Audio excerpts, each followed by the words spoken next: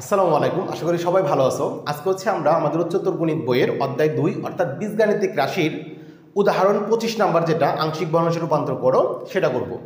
তোমরা জানো যে আমি তোমাদেরকে বলছি যে আমাদের এই অধ্যায়ের মধ্যে সবচেয়ে বেশি ইম্পর্টেন্ট কোশ্চেন হচ্ছে আমাদের আংশিক ভগ্নাংশ। আংশিক ভগ্নাংশ থেকে কিন্তু আমাদের বোর্ড কোশ্চেনের প্রত্যেকটা সিকিউতে তুমি দেখবা যে ম্যাক্সিমাম কোশ্চেনের মানে খ অথবা গতে দেখবা যে একটা আংশিক ভগ্নাংশ আছে, তাই না? তার আংশিক ভগ্নাংশ হচ্ছে টোটাল আমাদের 5টা টাইপ। আমি তোমাদের বইয়ের 11 নম্বরের ক থেকে শুরু করে পর্যন্ত 5টা অঙ্ক সমাধান করে দেখেছি। সেখানে কিন্তু আমরা অনলি 3 টাইপের তোমার হচ্ছে আংশিক ভগ্নাংশ পাইছিলাম, আর 2 টাইপ পাইছিলাম না। আমি বলছিলাম যে তোমাদেরকে আমি এক্সট্রাভাবে এগুলো দেখাবো। তো আমাদের বইয়ের মধ্যে তোমার হচ্ছে টাইপ 2 যেটা, সেটা ছিল না। আমাদের 1 নাম্বার টাইপ ছিল, 3 নাম্বার টাইপ ছিল, আর 4 নাম্বার টাইপ ছিল। এই 2 নাম্বার এবং 5 নাম্বার টাইপ ছিল না। তো আজকের ক্লাসে আমি তোমাদেরকে 2 নাম্বার টাইপটা দেখাবো, আর নেক্সট ক্লাসে আমি তোমাদেরকে 5 নাম্বার টাইপ দেখাবো। তোমরা যদি এই 5টা টাইপ যদি একটু সুন্দর করে তোমরা সিরিয়াল মেনটেন করে যদি ভালো করে দেখো, বোঝার চেষ্টা করো, দেখবা যে এই 5টা টাইপের যে কোনো একটা টাইপ তোমার মধ্যে আসে, পরীক্ষার মধ্যে আসে। তারপর তুমি জাস্ট এই যে কোনো যে টাইপে পড়বে সেই টাইপ অনুসারে তুমি করবা, দেখবা যে আংশিক ভগ্নাংশ অতটা কঠিন না, অতটা কঠিন না। তুমি যদি ঠিকমতো প্র্যাকটিস করো, দেখা যাবে যে আংশিক ভগ্নাংশ তোমার কাছে অনেক ভালোই লাগবে, মজা লাগবে, এবং তুমি এখান থেকে অ্যান্সার করতে পারবা। দেখো আমরা এই প্রবলেমটা খুব সহজ ওয়েতে সমাধান করে ফেলি। তাহলে দেখো আমাদের এখানে বলছে যে এটাকে আংশিক ভগ্নাংশে প্রকাশ করো। তো এটা আমাদের টাইপটা কি দেখো, যে আমাদের লবের ঘাত হরের চেয়ে যদি সমান অথবা বড় হয় তাহলে আমাদের এই সিস্টেমে যাইতে হবে। তাহলে দেখো এখন লবের ঘাত আর হরের ঘাত কি সেটা আমরা একটু দেখি।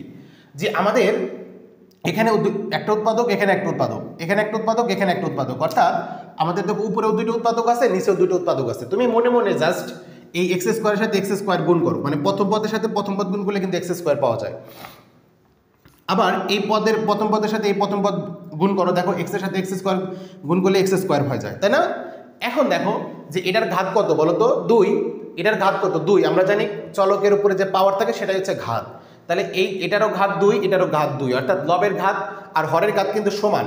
যদি সমান অথবা লবের ঘাত যদি বড় হয় তাহলে আমাদের এই পথে আগাইতে হবে। তাহলে এর জন্য যেটা করবা, দেখো এটাকে এটা দ্বারা ভাগ করলে কিন্তু 1 হয়, জাস্ট 1 হয়। এর জন্য তুমি লিখবা 1, প্রথমে লিখবো 1। যদি এখানে তোমার সামনে কিছু থাকতো, ধরো 2 থাকতো, তাহলে 2 থাকলে কিন্তু আমরা এখানে 2 লিখতাম। তোমাদের এখানে এই প্রথম 2টা পদ গুণ করবা, এটার সাথে এটা গুণ, এটার সাথে এটা গুণ। সাথে যদি কোনো কিছু সহগ থাকে সেই সহগটা কিন্তু এখানে থাকবে, সেই সহগটা আমাদের প্রথমে বসাইতে হবে। তো আমাদের এখানে ছিল 1, এই জন্য আমরা এখানে বসাইলাম 1। এরপর যেটা করবা, যে এই প্রথম উৎপাদকের জন্য a ভাগ তোমার x - 2 প্লাস দ্বিতীয় উৎপাদকের জন্য b বাই এই যেটার জন্য এটা। এরপর যদি আমাদের আরো কোনো উৎপাদক থাকতো তাহলে সেটা আমরা c দিয়ে নিচে লিখতাম, ঠিক আছে না? হ্যাঁ, তো এই সিস্টেমে আমরা এটা করব। তাহলে দেখো আমরা খুব সহজেই এটা সমাধান করে ফেলি। তাহলে আমরা এখানে যেটা লিখতে পারবো, যে ধরি দেখো এটা ধরি লিখবো যে তোমার এই যে x - 1, x - 5, x - 2, x - 4, এই যে অভেদ। আমরা এখন লিখবো যে 1। আমরা দেখতে পাচ্ছিলাম যে এখানে এক্স স্কোয়ারের কে দ্বারা ভাগ করলে 1 পাওয়া যায়, সেই জন্য 1 দিলাম। যে তোমার হচ্ছে এত প্লাস a ভাগ হচ্ছে আমাদের এখানে ছিল x - 2 প্লাস আমাদের b এখানে ছিল x - 4। এটা দিয়ে আমরা এটাকে 1 নাম্বার ইকুয়েশন দিয়ে দিব। এরপর আমরা কি করব, যে 1 নং সমীকরণের আমরা এখন লিখবো যে 1 নং সমীকরণের উভয় পাশে আমরা এই যে নিচে যেটা আছে সেটা দ্বারা গুণ করবো। আমাদের প্রত্যেকটা ম্যাথে তো একই স্টেপই ফলো করতে হয়, যে আমাদের এই যে 1 নম্বর সমীকরণ যেটা পাবো সেটার উভয় পাশে আমরা এই যে এই বাম পাশের এই সমীকরণের বাম পাশে তোমার হরে যেটা থাকবো সেটা দ্বারা দুই পাশেই গুণ করব। তাহলে দেখো জাস্ট আমরা এখানে লিখবো যে 1 নংয়ের উভয় পাশে তোমার হচ্ছে x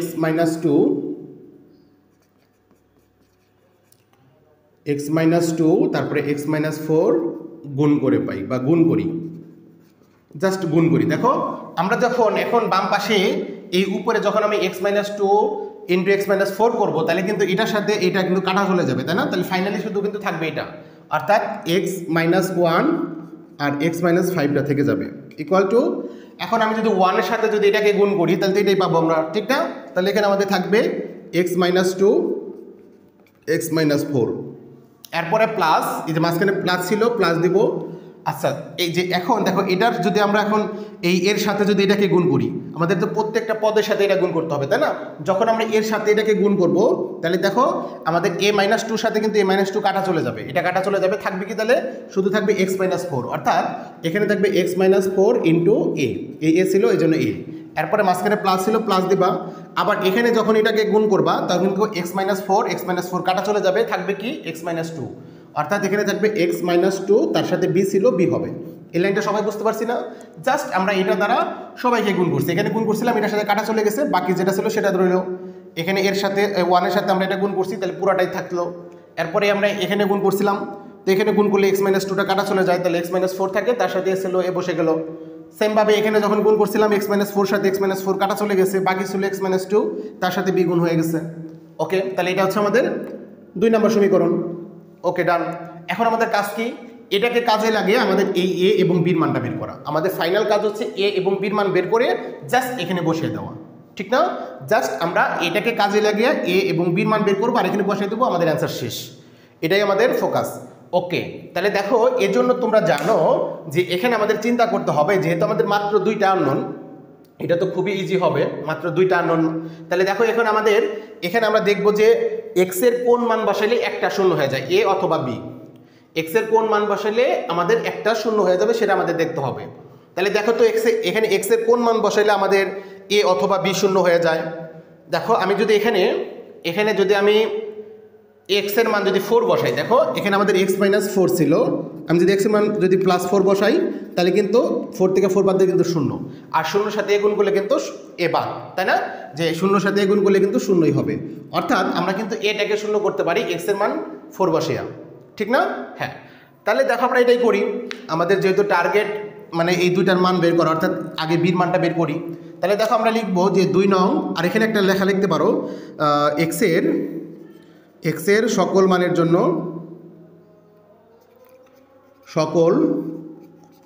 জন্য এটি সত্য। ওকে, তাহলে আমরা এখন লিখবো যে 2 নং এ তোমার x=4 বসিয়ে পাই। 4 কেন বসাবো? কারণ 4 বসালে আমাদের এটা শূন্য হয়ে যাবে, এ শূন্য হয়ে গেলে বির মানটা পাওয়া যাবো, কারণ একটা ইকুয়েশন থেকে আমাদের একটা আননোন সলভ করা যায়। ওকে, তাহলে দেখো আমরা জাস্ট এখন এখানে যেখানে x আছে সেখানে 4 বসাবো। তাহলে যেখানে আমাদের 4 x-1 ছিল, তাহলে 4 - 1 হবে। এখানে আমাদের হবে হচ্ছে 4 - 5 = এখানে আমাদের 4 - 2, এখানে 4 - 4, তারপরে প্লাস এখানে আমাদের এটা তো 0 হয়ে যাবে, তাই না? যে 4 বসালে এখানে তো 0 হয়ে যাবে, এটা আমাদের লেখার প্রয়োজন নাই, এটা শূন্য। আর এখানে x এর পরিবর্তে আমরা 4 বসাবো, তাহলে 4 - 2b। ওকে, তাহলে দেখো এখন আমাদের এখানে কি থাকে, যে 4 থেকে 1 বাদ দিলে 3 থাকে, আর এখানে আমাদের 4 থেকে -5 গুণ করলে বিয়োগ করলে 4 থেকে -5 বিয়োগ করলে -1 হয়, তাহলে ইন্টু -1। তাহলে দেখো 1 এর সাথে মানে 3 এর সাথে -1 গুণ করলে -3 হবে এখানে, তাহলে এখানে হবে কি -3। আচ্ছা, এখানে আমাদের অবেদ চিহ্ন দিতে হবে। তারপরে দেখো এখানে আমরা কি করতে পারি, এখানে দেখো 4 থেকে 4 বাদ দিলে কিন্তু 0 সাথে এটা গুণ করলে কিন্তু 0 বাদ, এটা লেখার প্রয়োজন নাই, এটাও লেখার প্রয়োজন নাই। তাহলে এখন যদি আমরা 4 থেকে যদি 2 বিয়োগ করি, তাহলে থাকবে কত? 2, তার সাথে b ছিল, তাহলে 2b হবে, তাহলে এখানে হবে কত? 2b। তাহলে আমরা বির মান যেহেতু বের করতে চাই, তাহলে জাস্ট আমরা b কে রাখবো, আর 2 এটার সাথে গুণাকার ছিল, সেটা ভাগ হয়ে যাবে। তাহলে আমরা লিখতে পারবো b -3 ভাগ হচ্ছে 2। বুঝতে পারছি না সবাই? জাস্ট বির সাথে 2 ছিল, 2টাকে আমরা ভাগ করে দিলাম। ওকে, তাহলে আমরা বির মান পেয়ে গেলাম। এখন জাস্ট আমাদের এর মানটা লাগবে, তাহলে b = -3/2। ওকে, এখন তুমি চিন্তা করো যে আমরা যেহেতু বির মান পেয়ে গেছি, এই বির মান পেয়ে গেছি, এখন এখানে আমাদের b কে শূন্য করতে পারি কিনা। b কে যদি শূন্য বানাইতে পারি তাহলে এর মান পাওয়া যাবে। এখানে তো দেখো স্পষ্ট বুঝতে পারছি আমরা, যেখানে x-2 যেহেতু আছে, অর্থাৎ x এর মান যদি +2 থাকে, তাহলে +2 থেকে -2 বিয়োগ করলে তো 0, 0 সাথে b গুণ করলে 0 হয়ে যাবে। অর্থাৎ এখানে আমরা x এর মান যদি 2 বসাই, তাহলে বির মানটা 0 হয়ে যাবে, আর বির মান যদি 0 হয়ে যায় তাহলে আমরা এর মান পেয়ে যাবো। হ্যাঁ, তাহলে আমরা লিখবো যে তোমার 2 নং এ যে x=2 বসিয়ে পাই। তাহলে জাস্ট আমরা x=2 বসাবো। তাহলে দেখো 2 নম্বর সমীকরণ এটা, আমরা x এর পরিবর্তে 2 বসাই, -1, তারপরে এখানে x-5 ছিল, তাহলে আমরা এখানে বসাবো 2 - 5 = আমাদের দেখো x-2 ছিল, তাহলে আমরা এখানে দেখো আমরা জাস্ট x এর পরিবর্তে 2 বসাবো, 2 - 2, আর এখানে আমাদের x-4, তার মানে 2 মাইনাস 4। ওকে, তারপরে দেখো এখানে আমাদের x এর পরিবর্তে আমরা 2 বসাবো, তাহলে 2 এখানে প্লাস ছিল প্লাস দিয়ে নেই 2 মাইনাস 4 ইন্টু তোমার হচ্ছে a, আর এটা তো আমাদের 0 হয়ে যাবে, এটা আমাদের দেখার প্রয়োজন নাই, যে কারণ এখানে x এর মান বসাইলে 2 বসাইলে 2 থেকে 2 বিয়োগ করলে 0 হয়, তার সাথে বিয়োগ করলে 0ই হয়, তাহলে এটা আমরা 0 বসিয়ে দিলাম।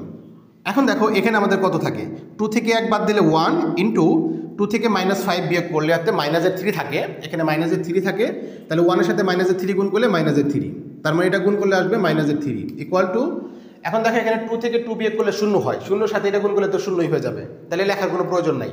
এরপর 2 থেকে তুমি যদি -4 করো তাহলে মাইনাসের 2 থাকবে, 2 থেকে -4 বিয়োগ করলে মাইনাসের 2 থাকবে, তার সাথে গুণ করলে আমাদের মাইনাসের 2a। আচ্ছা, তাহলে দেখো এখন আমরা এর মানটা বের করতে চাই এখান থেকে, তাহলে আমরা জাস্ট এখান থেকে এর মানটা বের করব, তাহলে a সমান সমান কি লিখতে পারবো, যেখানে মাইনাসের 3 থাকবে, এই এর সাথে যেহেতু মাইনাসের 2 গুণ আকারে ছিল তাহলে সেটা ভাগ হয়ে যাবে, অর্থাৎ -2 হয়ে যাবে, তাহলে এই যে মাইনাস মাইনাস কাটা, সুতরাং a ইকুয়াল টু 3/2। তাহলে দেখো আমরা বির মান পাইলাম -3/2 আর এর মান পাইলাম আমরা প্লাসের 3/2, তাহলে a এবং বির মান যেহেতু পেয়ে গেছি, তাহলে জাস্ট আমরা 1 নম্বর সমীকরণে a এবং বির মান বসিয়ে দিলে যেটা হবে সেটা আমাদের অ্যান্সার হবে। তাহলে আমরা এখানে লিখব যে 1 নং এ a ও b এর মান বসিয়ে পাই, এর মান বসিয়ে পাই, তাহলে জাস্ট আমরা 1 নম্বর সমীকরণে a এবং b এর মান বসাই, তাহলে বাম পাশে যেটা আছে সেটা লিখব প্রথমে, যে x - 1 x - 5 আর নিচে হচ্ছে আমাদের x - 2 x - 4, তারপরে আমরা এখানে দেখতে পাচ্ছি 1 ছিল, আমরা 1 লিখব, প্লাস আমাদের a এর পরিবর্তে আমরা বসাবো 3/2, এখানে 3/2, তার নিচে হচ্ছে আমাদের x - 2 হবে, এখানে x - 2 হবে, তারপর প্লাস ছিল প্লাস দেব b/x - 4 হবে, তো b এর পরিবর্তে আমরা বসাবো -3/2। দেখো এখানে কিন্তু প্লাস আর এখানে কিন্তু আমরা উপরে বসাইতেছি মাইনাস, তাহলে প্লাসে মাইনাসে কিন্তু মাইনাস হয়ে যাবে, তাই না, যে এখানে প্লাস আছে এখানে যদি বির মান যদি আমি -3/2 বসাই তাহলে কিন্তু আলটিমেটলি এখানে কিন্তু আমাদের মাইনাসই আসবে, তাহলে মাইনাস উপরে উপরে 3/2 আর নিচে হচ্ছে আমাদের কি আসলো x - 4, তাহলে দেখো জাস্ট আমরা এখন কি করব, আমরা জানি যে এখানে উপরে একটা সংখ্যা থাকলে তার নিচে ভাগ চিহ্ন থাকলে এই ভাগটা গুণ হয়ে যায় আর নিচের সংখ্যাটা উল্টে যায়, অর্থাৎ আমাদের এখানে 3/2 ইন্টু এটার নিচে মনে মনে 1, সেই 1টা উপরে চলে গেল, x - 2টা নিচে চলে আসবে, ঠিক না, হ্যাঁ। তো দেখো মাইনাস ছিল মাইনাস দিব, এই যে 3/2, এখানেও সেমভাবে এই যে ভাগটা ছিল এই ভাগটা গুণ হয়ে যাবে আর নিচের যে সংখ্যাটা এটা উল্টে যাবে, মানে এই পুরো সংখ্যার নিচে একটা 1 ছিল, সেই 1টা উপরে আর x - 4টা নিচে, জাস্ট আমরা আরেকটা লাইন বাড়াই তাহলে শেষ। তাহলে দেখো এই 3 সাথে যদি 1 গুণ করো তুমি পাবা উপরে 3 আর নিচে আছে 2 ইন্টু x - 2, সেমভাবে এখানে 3 সাথে 1 গুণ করলে 3 আর এখানে 2 ইন্টু x - 4, তাহলে এটি হচ্ছে নির্ণেয় তোমার হচ্ছে আংশিক ভগ্নাংশ, নির্ণেয় আংশিক ভগ্নাংশ। তো আশা করি তোমরা খুব সহজেই প্রবলেমটা বুঝতে পারছো। তো এইভাবে কিন্তু আমি তোমাদেরকে আংশিক ভগ্নাংশ ব্যাপারটা কিন্তু খুবই সহজভাবে এবং মানে সিম্পল ওয়েতে তোমাদেরকে বোঝানোর চেষ্টা করতেছি, যাতে তোমরা আংশিক ভগ্নাংশের যে কোনো কোশ্চেন আসলে তোমরা পারো, জাস্ট তোমরা একটু প্র্যাকটিস করো। দেখো আমরা কিন্তু টোটাল 6টা আংশিক ভগ্নাংশের ম্যাথ করলাম, 4টা টাইপ কিন্তু কভার হয়ে গেছে, আমাদের অনলি একটা টাইপ আছে, আমি নেক্সট ক্লাসে তোমাদেরকে ওই টাইপের ম্যাথটা একটু করে দেখাবো।